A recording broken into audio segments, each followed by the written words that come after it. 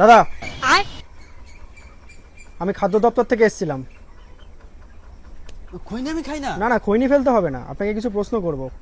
হ্যাঁ এই মুরগিগুলো কি আপনার? হ্যাঁ হ্যাঁ, মুরগিগুলোকে আপনি কি খাওয়ান? ওদেরকে বাদাম বাদাম খাওয়াই। সাধারণ মানুষ বাদাম কিনে খেতে পারেন না, আর আপনি মুরগিগুলোকে বাদাম খাওয়ান? ধরুন এটা। এটা কি? কি এটা পড়ে দেখুন। আমি পড়তে পারি না। পড়তে পারেন না? এটা আপনার নামে 50,000 টাকা জরিমানা করা হয়েছে। চলো ভাই। দাদা। আপনি আবার এসেছেন? হ্যাঁ। কি হয়েছে? এবার আপনি মুরগিগুলোকে কি খাওয়াচ্ছেন? আমি এখন বাদাম খাওয়াই না। এখন বাদাম খাওয়ান না? না। ঠিক তো, কি খাওয়াচ্ছেন তাহলে এখন?